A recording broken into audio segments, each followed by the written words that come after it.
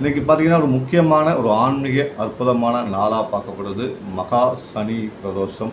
மகா சனி பிரதோஷம் நாளில் வந்து சிவன் கோயிலுக்கு செல்வது வந்து ஒரு அற்புதமான ஒரு பலனை நமக்கு தரக்கூடிய நாளாக இந்த நாள் அமைஞ்சிருக்கு. பிரதோஷம் அப்படின்னு பார்த்தீங்கன்னா பிறருடைய தோஷங்கள் நீக்கும் நாள். அதாவது நம்முடைய தோஷம், அதாவது தெரிஞ்சும் தெரியாமலும் அறிந்து அறியாமல் செய்த பாவங்களுடைய அந்த தாக்கம் ஒரு சிவன் குறைக்கக்கூடிய ஒரு நாளாக அந்த நாள் வந்து பார்க்கப்படுது.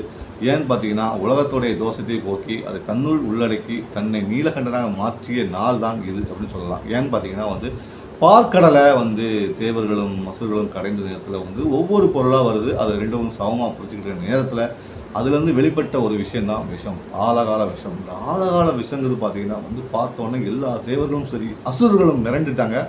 அந்த நேரத்தில் தான் சிவபெருமான் வந்து அந்த விஷத்தை தூக்கி தன்னுக்குள் அடக்கி தன் வாயில் ஊற்றி பருக தொடங்கினார். ஏன்னு பார்த்தீங்கன்னா வந்து உலக நன்மைக்காக அந்த விஷயத்தை வந்து சற்றும் தாமதிக்காமல் சிவபெருமான் எடுத்த ஒரு முடிவை தான் பார்க்கப்படுது. அதில் தான் எந்த ஒரு தெய்வங்களும் பின்னோக்கி இருக்க, அசுரர்களும் பின்னோக்கி இருக்க, சிவன் ஒருவனே வந்து முன்னோக்கி சென்று உலகத்தை காப்பதற்காகவே வந்து அந்த விஷத்தை அருந்தார். அப்போது பார்வதி தேவி அவனுடைய கழுத்தை சங்குகள் இருந்து நெஞ்சுக்குள் இறங்காமல் இருப்பதற்காக சங்கை பிடித்து நீலகண்டன் என்று அழைக்கப்பட்ட தினமாக வந்து பார்க்கப்படுது. சிவனுக்காக உலகமே வந்து வணங்கிய தினமாக பார்க்கப்படுது. இந்த நாளில் வந்து சிவன் மனங்குழந்து எனக்காக நீங்கள் வந்து இவ்வளோ நேரம் இருந்து கொண்டாடுறீங்கன்னு சொல்லி அது சிவராத்திரியாக கொண்டாடப்படும் ஒரு நிகழ்வும் இருக்குது.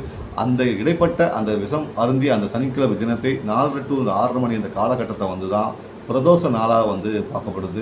ஆக பிரதோஷம் நாளாக இருந்தாலும் சரி, மகா சிவராத்திரி நாளாக இருந்தாலும் சரி, சிவபெருமானுக்கு உகந்த நாளாக தான் பார்க்கப்படுது. தன்னை நம்பி வந்த பக்தர்களுக்கு தன்னையே அர்ப்பணிக்கும் ஒரு தெய்வம் தான் சிவபெருமான். அதனால தான் சிவனை வந்து எல்லாருமே உள்ளத்தை வச்சு பூஜிக்கிறாங்க. உருவமில்லாத ஒரு சிவன், மனதில் ஒளியாக தோன்றக்கூடிய ஒரு சிவன், உங்கள் எண்ணத்தில் இருப்பவன் சிவன். எனவே சனி பிரதோஷ நாளில் வந்து நீங்கள் வந்து சிவன் கோயிலுக்கு போய் சாமி கும்பிட்டு சிவனை வணங்கி நெய் தீபமோ இல்லது உங்களால் முடிந்த கற்பூரமோ தீபமோ ஏற்றி மானசீகமாக சிவனை வணங்கினால் உங்களுக்கு சகல நன்மைகளும் கிடைக்க ஒரு அற்புதமான நாளாக அமையும்.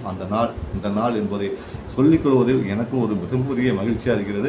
அதனால் முடிந்த அளவுக்கு நீங்கள் கோயிலுக்கு செல்வதை வழக்கமாக்கிக் கொள்ளுங்கள். அதே மட்டுமல்ல, இந்த வருஷத்தில் வந்து 4 சனி பிரதோஷம் வந்ததுக்கு ஆகஸ்ட் 7, 18 தேதிகளில் வந்து 17, 31 தேதிகளில் சனி பிரதோஷம் வருது. டிசம்பர் மாதத்தில் 28 தேதி சனி பிரதோஷம் வருது. ஆகிய இந்த 3 நாட்கள் வந்து சனி பிரதோஷ நாட்கள் இருக்குது. இந்த சனி பிரதோஷ நாட்கள் வந்து நீங்கள் கோயிலுக்கு போனீங்கன்னா அற்புதமான பலன்கள் கிடைக்கும். இந்த பிரதோஷ சம்பந்தமான செய்திகள் உங்களுக்கு பிடிச்சிக்கும் நம்புகிறோம். என் மன உலகத்துடன் எப்போதும் இணைந்திருங்கள், எங்கள் இதயத்துடன் எப்போதும் கலந்திருங்கள்.